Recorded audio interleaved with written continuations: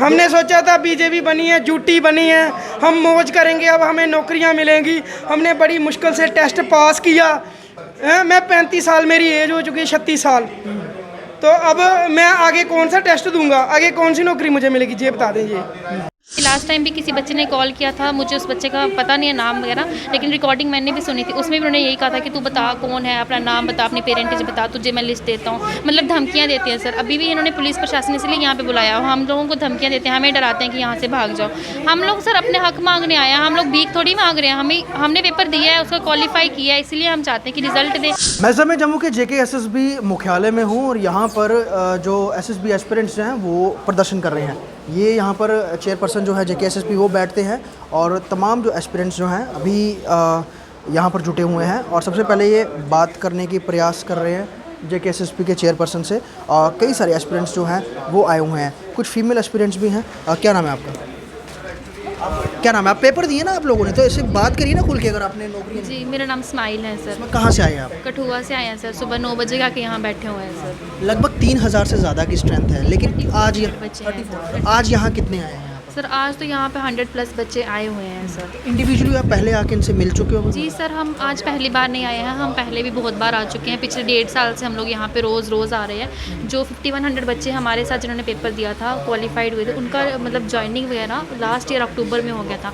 आज भी अक्टूबर चल रहा है सर। पिछले 1 साल से हम लोग यहाँ पे आ रहे हैं और इनका यही होता है कि विदिन 1 वीक आपकी लिस्ट पब्लिश कर दी जाएगी, विदिन 2 डेज़ कर दी जाएगी। लेकिन सर अभी तक कोई सोल्यूशन नज़र नहीं आ रहा है। रीज़न क्या है आप लोगों के लिए, क्यों नहीं सिलेक्शन फाइनल लिस्ट क्यों नहीं आउट हो रही है? सर वो रीज़न तो अभी इन्हीं को पता होगा। इन्होंने हमारी फाइनल लिस्ट दे दी है, प्रोविजनल लिस्ट हमारी आ चुकी है, प्रेफरेंस भी हमने दे दिया है, बस हमें डिपार्टमेंट्स अलॉट करने हैं। एंड इन्होंने अभी तक हमें कोई डिपार्टमेंट अलॉट नहीं किया है सर। हमें जी आज यहाँ पर आए हैं, ये जो आपने जितना भी यहाँ पे स्ट्रेंथ आई है, क्या आप लोगों ने पहले से तय किया था, एक एक करके सभी यहाँ इकट्ठा होते हैं? नहीं सर, कुछ हम लोगों ने पहले से डिसाइड भी किया था और कुछ बच्चे हमारे यहाँ आने के बाद हमें कॉल किया गया कुछ बच्चों को कि आप भी आ जाओ, और अभी बच्चे और भी आ रहे हैं सर। फीमेल एस्पिरेंट्स कितने, अगर हम बात करें आप लोगों के इस 3400 के ग्रुप में कितने फीमेल एस्पिरेंट्स? सर बहुत सारे हैं, आई थिंक 1000+ फीमेल। तो पहले कभी गवर्नमेंट जॉब के लिए आपने जी सर, मेरा खुद का सब इंस्पेक्टर का पेपर भी पास हुआ था, FAA का भी हुआ, लेकिन सारे कैंसिल कर दिए। अब ये लास्ट होप है सर। हमें तो डर ये है कि कहीं इसको भी कैंसिल ना कर दें, कि जो 5100 रिक्रूट कर लिए हैं बस वही हैं, बाकी के जो हैं वो उनको कैंसिल कर दें। JKSSB वो एजेंसी है जो कि अब एग्ज़ाम स्क्रैप करने के नाम से ज़्यादा जानी जाती है। ट्रस्ट कितना बचा है इस एजेंसी? सर ट्रस्ट है नहीं। हम अभी सुबह से यहाँ बैठे हैं, हमने इनसे सिर्फ इतनी डिमांड की है, या कोई नोटिफिकेशन दे दो, ऑफिशियल नोटिफिकेशन कि आपकी इस डेट को लिस्ट आएगी, या फिर हमें कोई प्रेस रिलीज दे दी जाए। लेकिन अभी तक ऐसा कुछ भी नहीं हुआ। हमसे कहते हैं कि 2 बंदे अंदर आके बात कर ले ऑफिस के अंदर। सर हम सिर्फ इतना चाहते हैं कि या तो वो सबके सामने आके हमें बताएं कि उनको क्या प्रॉब्लम आ रही है। आप कठुआ में रहते हैं, आपने बताया? जी सर। और कठुआ से अप डाउन करने में इस समय बस का फेयर कितना आता है? जी सर 70+ आ जाता है, 70 रुपीज़।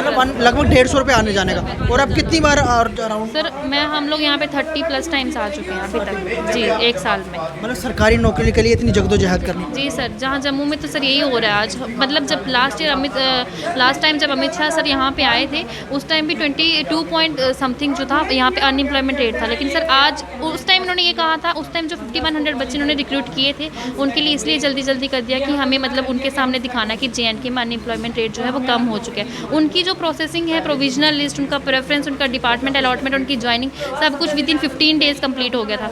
हमें यहाँ पे 3 महीने हो गए सर। हमारी प्रोविजनल लिस्ट जून में आई थी, उसके बाद 2 महीने वेट करने के बाद अगस्त में हमारे प्रेफरेंस लिंक आई। अब अगस्त में हमने प्रेफरेंस दे दिया, अभी 1.5 महीना हो गया, हमें अभी तक डिपार्टमेंट अलॉट नहीं किए जा रहे। वो इसलिए क्योंकि अभी भी तो सर 20% से ऊपर हमारे यहाँ पे अनएम्प्लॉयमेंट। अभी कल की न्यूज़ है 20 पॉइंट से ज़्यादा है यहाँ पे अनएम्प्लॉयमेंट। अमित शाह आए थे, उनकी आपने पूरे भाषण ध्यान से सुने होंगे, क्या कहते हैं, कुछ आप लोगों के लिए बोला? उन्होंने तो यही कहते हैं ना, वो मतलब हमारे लिए तो पर्टिकुलरली तो शायद नहीं बोला, लेकिन उन्होंने यही है कि जो भी हमारे यहाँ पे पेंडिंग, जो भी JNK में अनएम्प्लॉयमेंट है, जो भी पेंडिंग हमारी रिक्रूटमेंट्स हैं वो जल्दी सर LG साहब ने खुद 5-6 बार कह दिया है कि जो भी मतलब पेंडिंग रिक्रूटमेंट्स हैं उन्हें 2 महीने में कवर किया जाएगा। तो पिछले 1 साल से वो यही बोल रहे हैं, 2 महीने करते सर 1-1.5 साल हो चुका है, अभी तक कुछ भी नहीं हो रहा है। जो अभी रिकॉर्डिंग भी सुनी, जिस तरह से, क्या ऐसा ही बिहेवियर रहता है इनके? सर शायद ऐसा ही रहता है, क्योंकि सर पिछले टाइम भी, लास्ट टाइम भी किसी बच्चे ने कॉल किया था, मुझे उस बच्चे का पता नहीं है नाम वगैरह, लेकिन रिकॉर्डिंग मैंने भी सुनी थी। उसमें भी उन्होंने यही कहा था कि तू बता कौन है, अपना नाम बता, अपनी पेरेंटेज बता, तुझे मैं लिस्ट देता हूँ। मतलब धमकियाँ देते हैं सर। अभी भी इन्होंने पुलिस प्रशासन इसलिए यहाँ पे बुलाया, हम लोगों को धमकियाँ देते हैं, हमें डराते हैं कि यहाँ से भाग जाओ।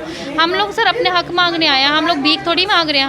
हमने पेपर दिया है, उसका क्वालिफाई किया है, इसलिए हम चाहते हैं कि रिजल्ट दें, हमें भी ज्वाइनिंग चाहिए। हमारे साथ जो बच्चे हैं मेरे अपने फ्रेंड्स हैं जो कुछ कश्मीरी हैं, वो लोग पिछले 1 साल से ज्वाइन करके बैठे हैं सर। उन्होंने हमसे 1.5-2 लाख रुपये सैलरी एक्स्ट्रा ले ली है अभी तक, ठीक है। हम लोग अभी तक वेट कर रहे हैं सर। हमारा कसूर क्या? हमारे मार्क्स भी उनके जैसे सेम मार्क्स हैं, हमने भी क्वालिफाई किया है, वही सेम एग्ज़ाम, सेम रूल, सब कुछ सेम था, सेम रिक्रूटमेंट थी, फिर अभी तक हम लोग क्यों खज्जल हो रहे हैं? हम 1.5 साल से इनके पीछे पीछे भाग रहे हैं। इनका यही है कि बस आओ और यहाँ से चले जाओ, फिर 2 दिन में लिस्ट आ जाएगी, 1 दिन में आ जाएगी, 1 हफ्ते में आ जाएगी। अभी भी यही बोल रहे हैं कि इस वीक में आ जाएगी। आज थर्सडे तो हो गया है, कल फ्राइडे है, फिर बोलेंगे सैटरडे संडे ऑफ है, फिर कब लिस्ट आएगी सर? हम कितना वेट कर सकते हैं और? सवाल JKSSB के रवैये पर भी है, और जिस तरह से कई सारे एग्ज़ाम स्क्रैप हुए, इनकी जो विश्वसनीयता है उस पर सवाल उठ रहे हैं। ट्रस्ट जो एक फेथ होता है, वो फेथ भी कम हो रहा है। कई सारे युवा हैं, दूर दूर से बताए इन्होंने आते हैं और सरकारी नौकरी के लिए।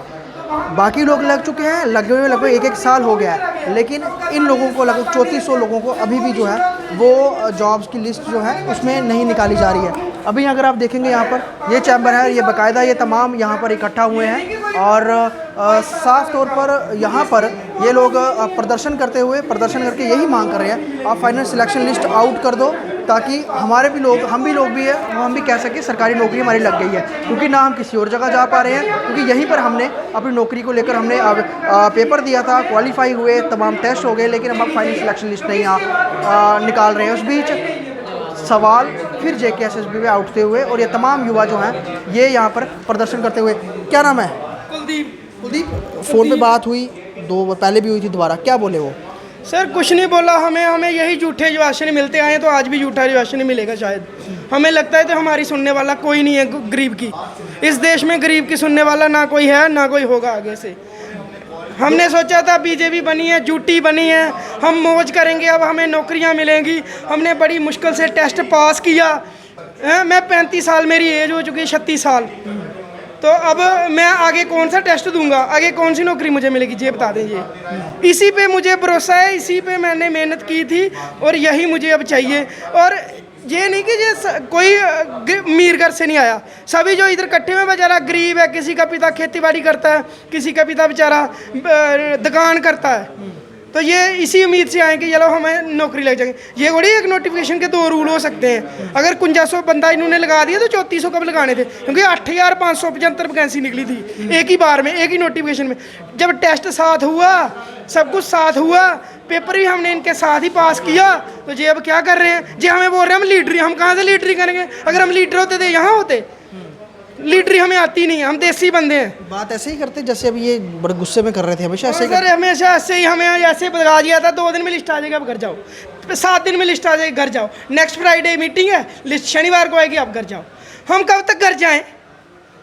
घर ही आते रहेंगे। JKSSB के खासतौर पर चेयरपर्सन को शर्म आनी चाहिए। शर्म इसलिए आनी चाहिए क्योंकि आपकी एजेंसी पर दाग लगे हैं स्कैम के, और आपने 3 एग्ज़ाम करवाए जब, तो वो स्क्रैप हुए, धांधली मास और लाखों के पेपर बेचे गए। और आपको इसलिए शर्म आनी चाहिए क्योंकि आपका मुंह लिहाजा जो है वो बड़ा सॉफ्ट होना चाहिए, आपको विनम्र होना चाहिए कि मेरी एजेंसी पर सवाल उठे हैं, अब यहाँ पर ये एस्पिरेंट्स आए हैं बात करने के लिए, प्रदर्शन कर रहे हैं, दुनिया के सामने ये मैसेज आ रहा है कि JKSSB कर क्या रही है, और उस बीच इस तरह से एरोगेंट होकर बात कर रहे हैं। तो आखिरकार बताना क्या चाहते हैं? खुद लाखों रुपए सैलरी ये अधिकारी लेते हैं, और ये गरीब तबका और जो छोटे छोटे घरों से जो युवा जिन्होंने सरकारी नौकरी को उम्मीद रखी है, आप उससे इतनी बदतमीजी से बात करेंगे, ऐसा कोई अपेक्षा नहीं रखता है। लेकिन इस बीच ऐसा ही कुछ JKSSB कर रही है, इनके उच्च अधिकारी कर रहे हैं। और अगर उच्च अधिकारी का ये रवैया है तो सोचिए डिपार्टमेंट के बाकी लोग किस तरह से बात करते होंगे, ये बहुत बड़ा सवाल है।